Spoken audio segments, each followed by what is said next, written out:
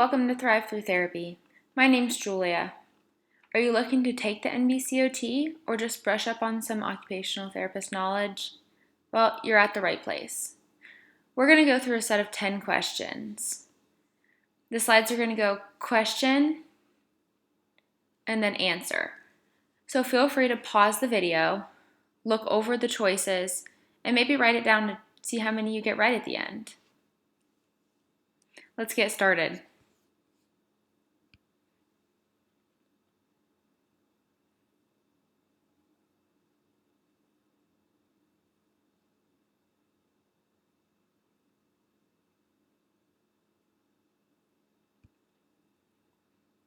So the answer to the first question is that you would pivot your patient to the non-surgical side. The first part to break down in this question is to look at the posterolateral hip precautions. If you're not super clear on these, it's time to go back and review. They are no flexion of the affected hip past 90 degrees, no abduction, which can look like crossing of the legs, and no internal rotation of the hip. And you always want to transfer the patient to the non-affected side, their stronger side.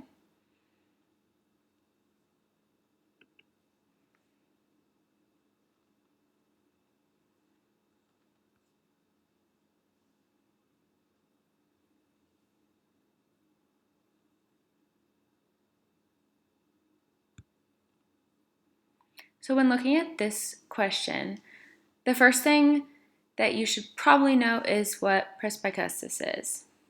This is an age-related sensorineural loss, which just means hearing loss. So when thinking about talking to that patient, you want to have a slow, direct, and clear speech to allow for open communication between the family members. This can allow the older adult to feel respected and participate.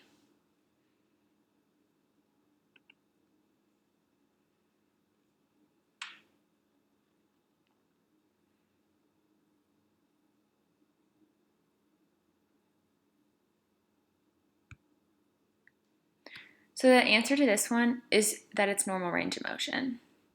Looking at range of motion of the elbow, 0 degrees to 135 or 150 is considered normal.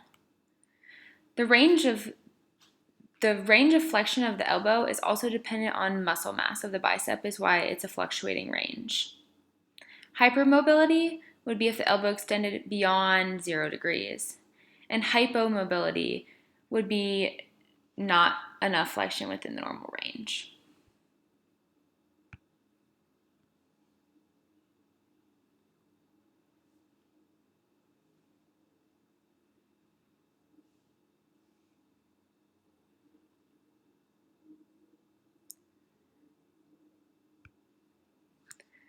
So the answer to this one is visual agnosia.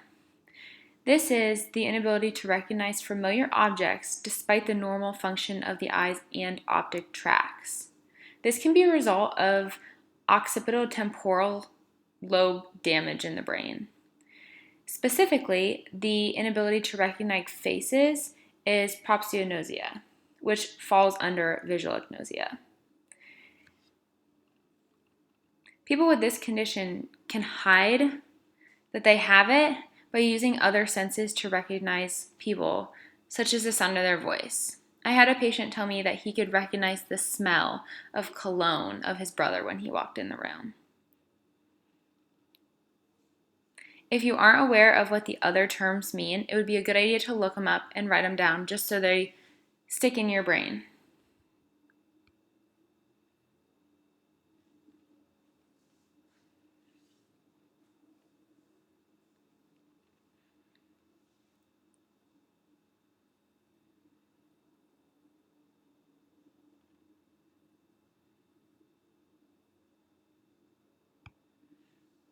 So the answer to this question would be putting away plates in cupboards at head height. The key is to look at the height where the task is completed. The plates will need to be lifted up into the air, which is lightly restrictive activity of the triceps against gravity. So when working the triceps muscle, the best strengthening is when the tricep is in full range of motion and the lifting occurs. So looking at the other answers, wiping a table and a counter are both gravity-assisted activities where the arm can lay on the table.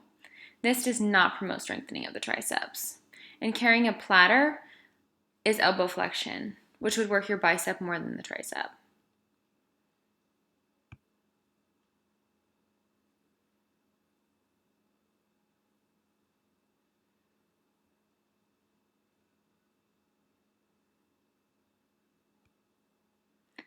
The answer to the number 6 is the carpal metacarpal palmar abduction.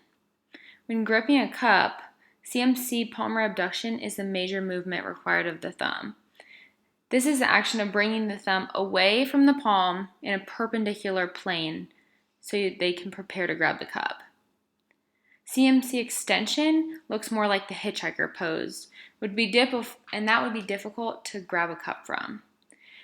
MCP and IFP flexion begin the movement, but it's not quite enough web space opened up.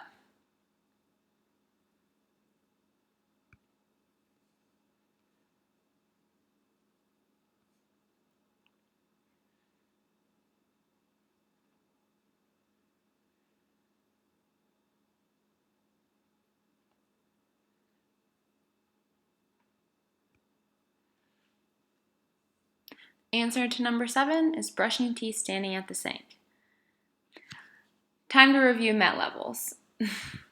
When sitting at the computer, it's just a 1 MET level, and then raking leaves would be considered 3 to 4. Pretty basic, but just something to memorize.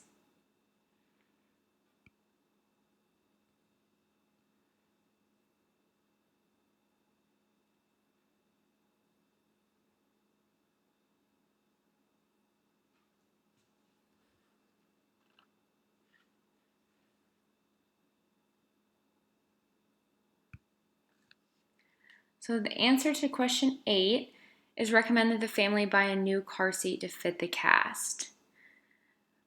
When looking at situational questions, safety is always need to be taken into consideration. The car seat that would be adapted for the patient's new position and crash tested would be buying a new one. The specialized car seats are available for patients to purchase based on the spica cast. The other options of cutting the car seat and adding the padding wouldn't be considered safe and compromise the integrity of the car seat. And advising no car seat, that's just not an option. Consider safety when answering these questions.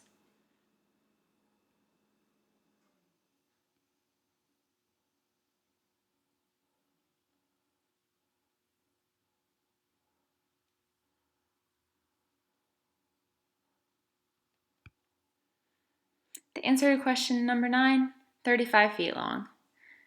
The accessibility guidelines state that a ramp should be 1 foot of ramp per 1 inch of raise. Pretty simple math.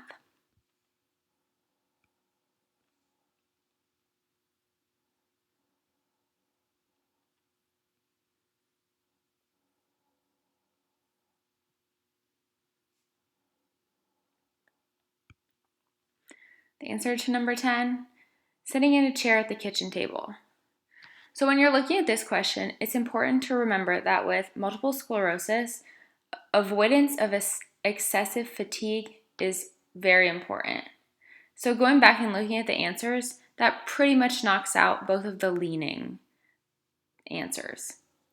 So to adapt this task, sitting would be one of the possible answers. If the wheelchair is only used in the community setting, there's no real reason to bring it into the kitchen for use when the table and chair are readily available. This is a situation that you really need to just put yourself in and then think about it. Also, meal prep may require a large surface to complete the task and fine motor skills, which limit the tray of the wheelchair. All right, total them up. How'd you do? Drop any questions or new video recommendations in the comments below, and like and subscribe for more NBCOT practice tips.